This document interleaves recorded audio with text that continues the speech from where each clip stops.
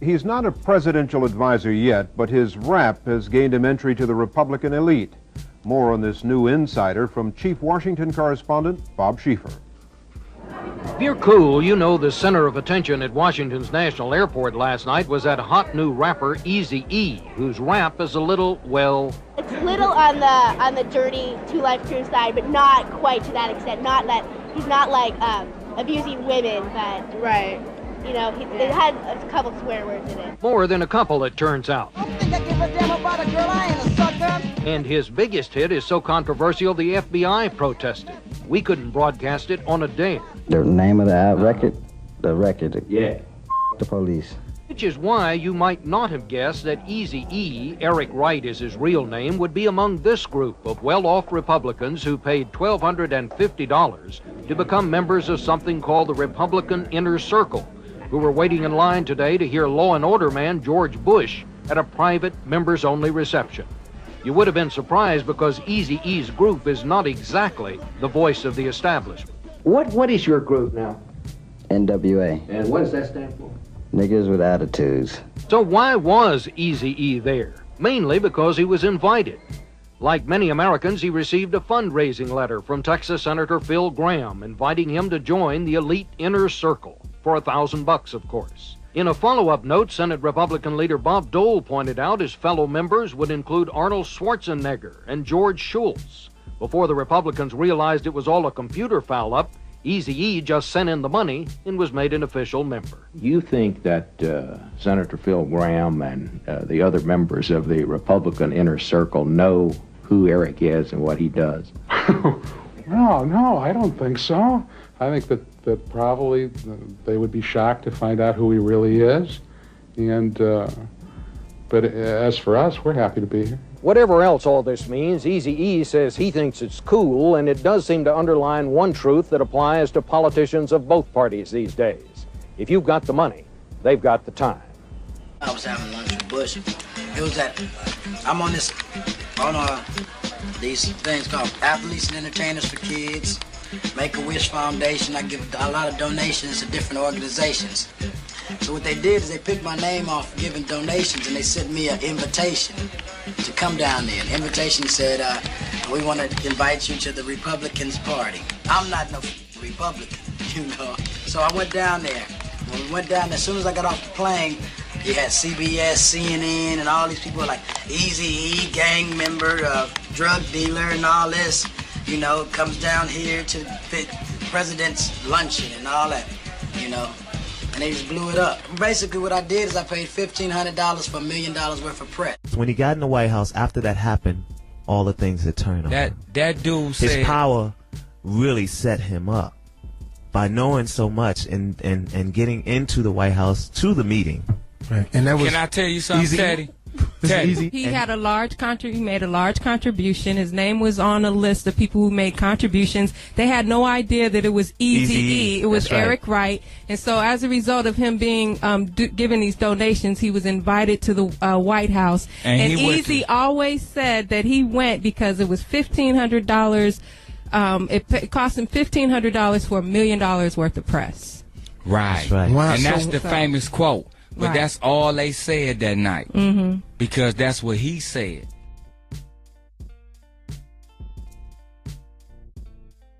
I said, what's going on here?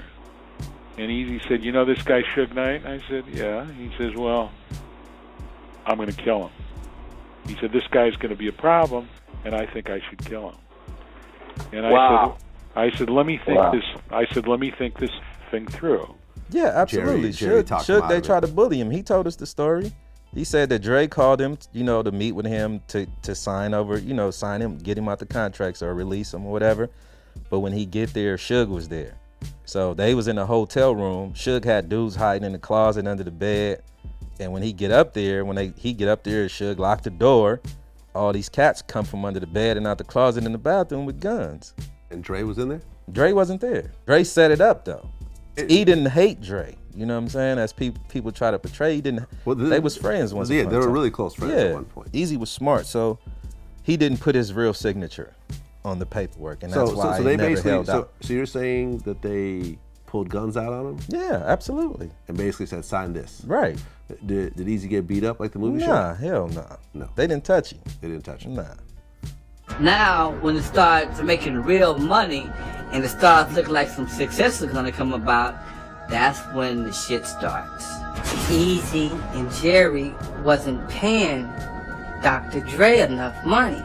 At that time, I was owed money, but they wasn't paying it. You know what I'm saying? I think they were trying to starve me out. As hard as you work for your money, there's at least 2 or 3 people out there working just as hard to get it from you.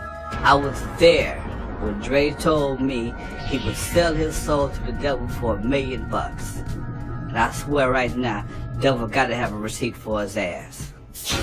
Dre basically made Ruthless Records. I mean, you know, he did the music, he probably the one who, you know, knew how to work with the artists, and it must have been him and Eazy's company together. And then when Eazy met Jerry, Jerry came in and asked Dre out and said, you know, I'll give you a little bit more money. We just use Dre basically as a slave. Suge and friends basically came in and told Eric and Jerry Heller Dre was leaving and they couldn't stop them, and that this was not just legal, it was physical, it was personal. The stories that Eric E. told was that they came in with baseball bats, threatened guns. Under threat of his life and telling him that they would kill his mother and that they were holding me hostage. Under those kinds of duress, got him to sign releases for Dr. Dre. Eric Wright, Eazy E, filed a RICO lawsuit against them. It was the first time RICO had been used in the music business. RICO is a racketeering lawsuit. It's the thing that they use to get the mafia when they can't get the mafia leaders on anything else. Eazy's lawsuit contended that there was money laundering, extortion, threats, and violent intimidation. Not only was it charged against Suge and Death Row for stealing what was their top producer, Dr. Dre, it was charged against Sony Music. From day one, this label was born amidst a controversy that involved violence. Suge tried to destroy my record company with the help of others, Dre. So right now we're getting everything back together and we finna come out, you know, fully loaded. Eazy was pissed off at Suge for taking Dre, and it was much money and energy and work that Eazy put into starting Ruthless and making it a success, you know, like that. It was, you know, kind of gone. Eazy wanted to kill Suge himself. He just wanted to kill Suge. And Jerry talked him out of it. That beef drew very severe lines. Ultimately, Eazy ended up profiting from the Chronic and other projects? Yeah, it's like 25%, 20%, something like that. Eazy got 25% of the Chronic, but him and Dre were no longer cool. No, we're partners, and those was like this. So they were super tight, close before. Brothers. He knew, like, okay, I know Dre is a cool musical dude, but he not what he's saying.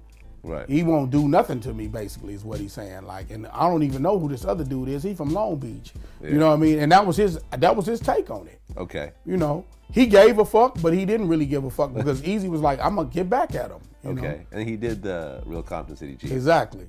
So I think that was like, you know what I mean? Because you got to think about it. The album was called It's On Dr. Dre 187 Killer. Right. It was already done. It was already slated to come out. But when we made Real Motherfucking G's, he was like, fuck that, this gotta go on the album. It wasn't really like, he wasn't sweating it. He was thriving off, you know, what he can make from it. But it wasn't like he was sweating. He was getting paid from it. Why would he be mad about it? All right, so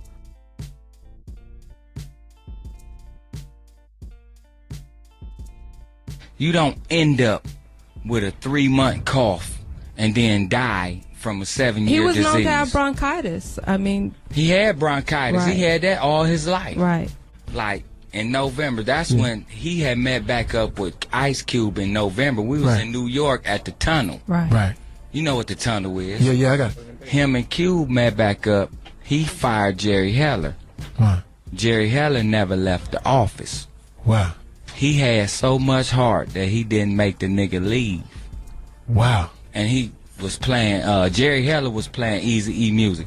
So why did he fire him? He fired him because his money was being mismanaged, which is legitimate. You know what I'm saying? All his money was being mismanaged, and then when he met with Ice Cube, and Ice Cube finally told him the business, like, you can get it like this. So he seen it. Right. And we, nigga, I'm talking about we left L.A., went to New York. This was in like November, damn near around Thanksgiving. Eazy E, he was putting his group back together. He was like, the only group gonna be greater than y'all is NWA. Yeah. Wow. And him and Cube was talking that night. I was there. He went back home with a common cough. Nigga had on a Pendleton. A what? A Pendleton. You know how they wear them. Nigga, you wear them on your show. Well, They were saying that he was in New York with just the Pendleton on. He didn't have a heavy coat. So as a result of that, he got really sick. He married his wife. Never got married, but he married his wife on his deathbed. Was that her? Whoa. Was that her doing? No, that was his. No, that was Jerry Heller's conniving business. So he made the girl marry Eazy to get the cheese? Yeah, nigga. So is that serious enough, though? Jerry for Heller Jerry got rid of Heller Eazy E. to really lazy bone. November, common cough. December, bronchitis. Why not just hang him out the window like 5 heartbeats as opposed to I don't know, man. It don't go HIV. like that in life. But I mean, seriously, I mean, that's your true feeling, too. It don't go like that in life. But what about the fact that he did allegedly live a promiscuous lifestyle? You don't think that played into any of that? I mean, all I know is like his wife was pregnant. The baby ain't got it. She ain't got it. Met with him a few months before he died at a club, and we talked about getting back together. You know, at the time, our feud had died down, and it was, you know, him and Dre was still at odds. So I was like, yo, if you can get Dre to do it, you know, I'm down. I'm ready. Now, I actually had a conversation with Eazy before he passed away. I think I was on a video set. I don't remember which one it was, but somebody just randomly came up and handed me a cell phone and said, you guys should talk, right? So I got on the phone and it was Eric. And, you know, we started talking about the mistakes we had made in the past and, you know, potentially getting back together and making another record. And I was like, okay, I'm with it. And, you know, and then what happened, happened. Did you see it coming at all? Was he, you know how they kind of show him coughing and everything else like that, or not really? Not really. I mean, because he always was kind of coughy and wheezily because he had, you know, some kind of like bronchial problem or something. Okay. And this had to be, this was probably later that, it was in the winter, I want to say, when he had got back from New York or something like that. And I was like, you know, but shoot, we rolled up, blew a couple. He seemed normal to me. He wasn't coughing crazy or didn't look sick to me. Looked pretty solid to me, but you know, hey, I guess you never know. I mean, but I didn't see any sign. I look at real shit. I don't look at the other shit. You know, if it wasn't for Eric, if it wasn't for Jerry Heller, people were in Eric's ear saying, well, Jerry's stealing. Everything that's been in the tabloids and all that bullshit, Jerry's stealing, Jerry's stealing, Jerry's stealing.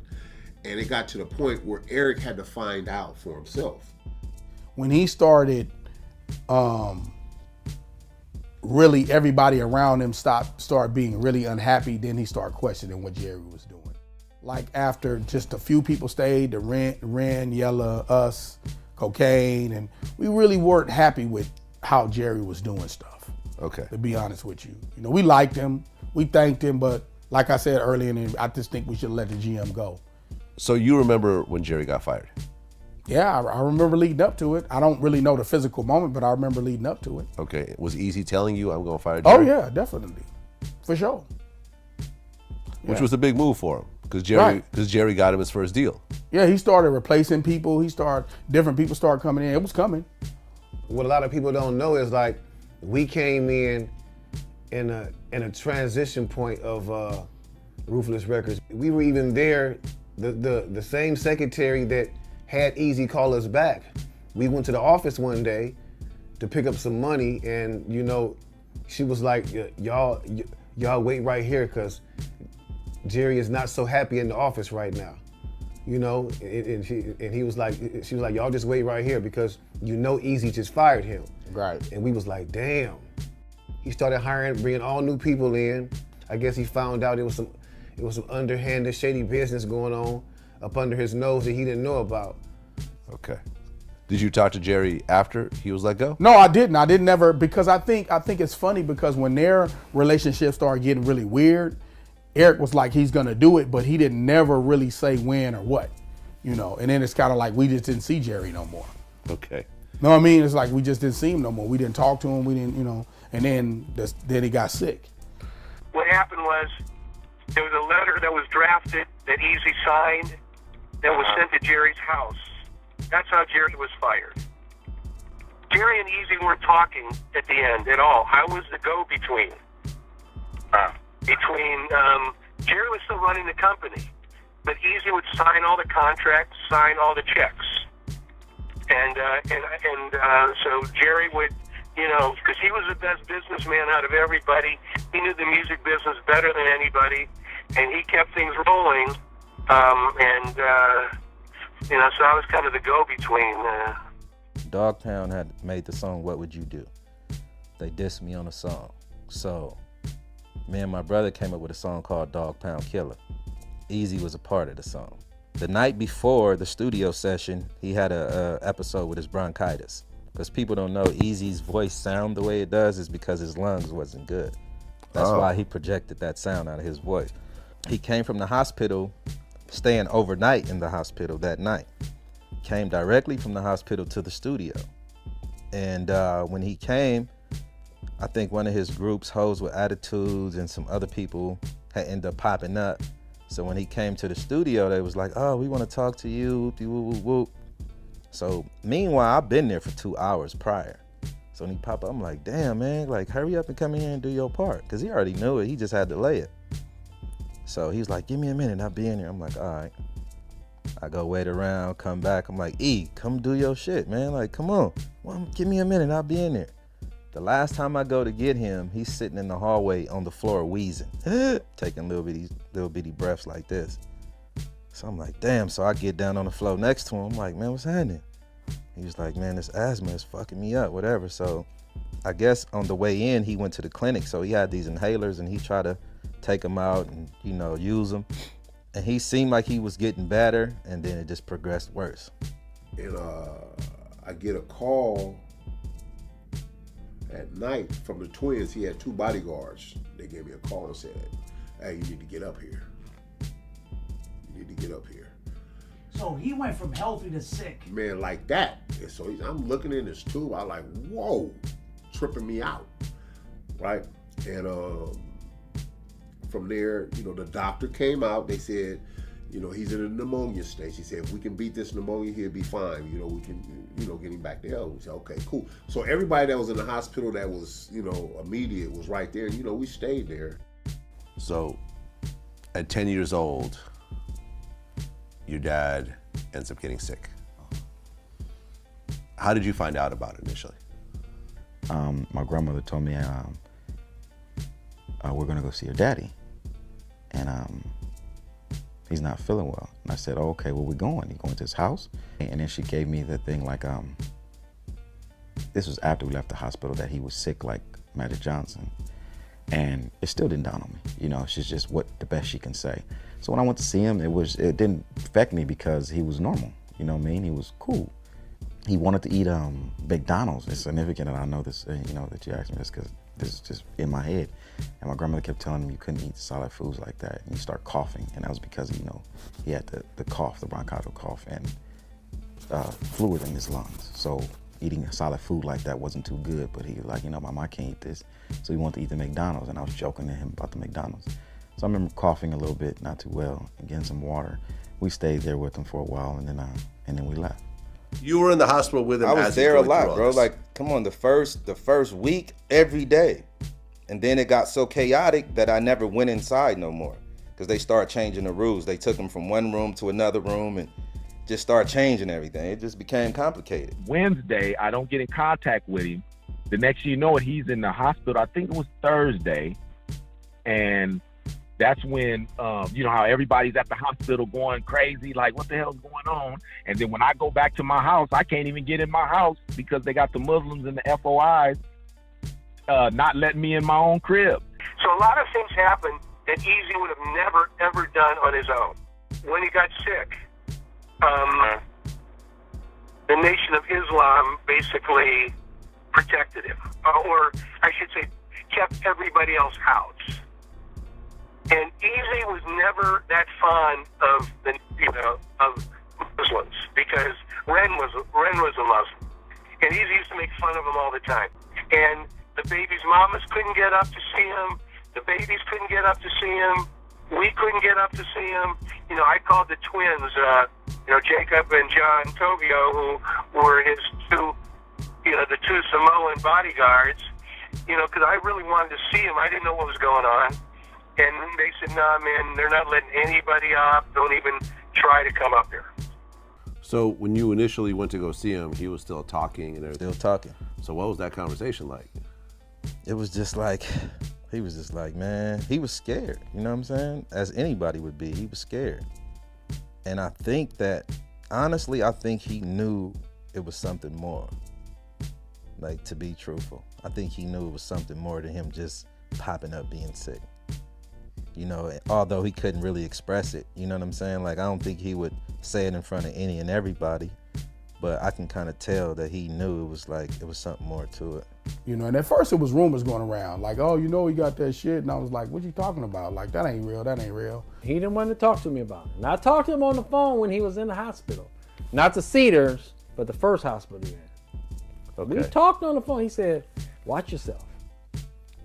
I'm like, what are you talking about? And I was at his house shooting a film. He said, watch yourself. Initially, I was kind of like, I started thinking about everything, like, damn, like, nah, I'm like, something ain't right about that, though. Because my little brother's father died from it, but he was a heroin addict. And when he had it, I seen the way his health deteriorated over time. Yeah. With Eazy, it was never the case. Did you know about his situation before they announced it? I knew about it, before it, because I knew it. Matter of fact, the rumors got around before that. And then the press conference was 3/16/95.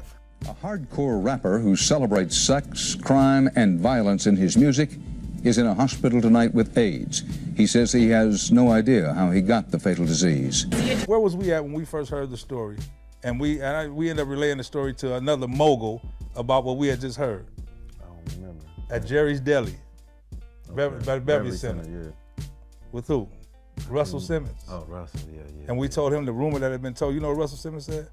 He said, Dre said, do you know how many fucking women I've had sex with without a fucking condom? Do you know who the fuck I am? And then we can speak about Wilt Chamberlain and all these people. Come on, bro. You know what I'm saying? Come on, that ain't even an argument. Yeah, it don't add up, That's the weakest Black. argument ever. And then my boy Big Man, who just passed away not too long ago, him and Eric were really close. They had just had a test 6 months prior to that, which was negative. Was Tamika in the picture near the end? We didn't know Tamika, man. We never met this lady. Okay. She didn't pop out until after he was in the hospital. And once he passed, she came and basically turned the company upside down. I hadn't talked to Eric for like 2 years prior to that, but that was still somebody that I consider like a father to me. He helped me so much and he taught me so much. So it's like him and Rand are two people that I'm always indebted to, like no matter what.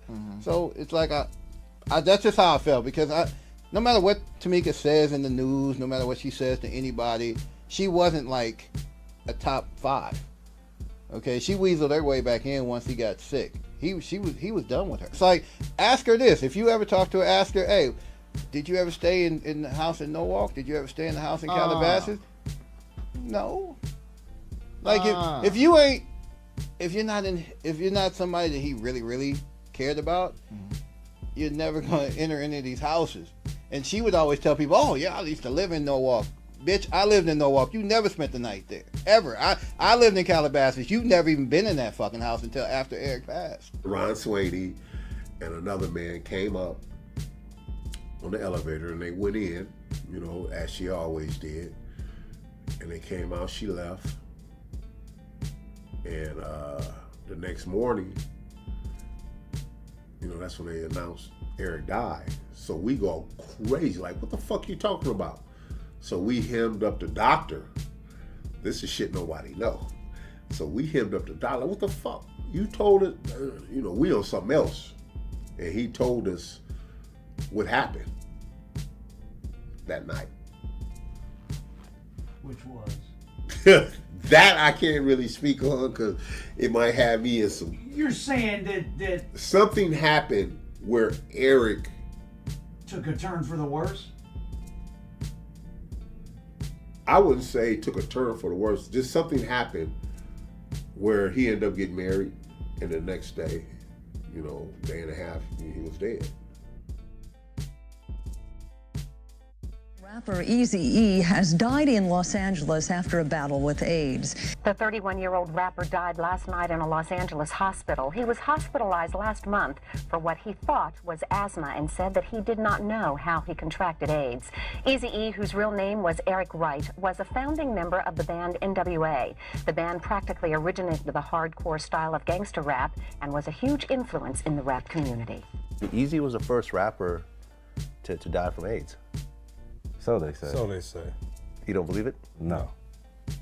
I know people personally, and all, you know, I know who's passed away from that. It's a process. You don't just get diagnosed with HIV then die from AIDS. It doesn't happen. And then when does it happen? You have a woman who's pregnant when you pass, and you had just had a baby before you pass. You got side then women. you have 11 other children. Then you got all these other side women. Yeah. Why have no one popped up about being it's been given? If you had a cousin, a sister, a friend who had sex with you, wouldn't you be telling her to go get tested? It don't add up. It doesn't add up, bro.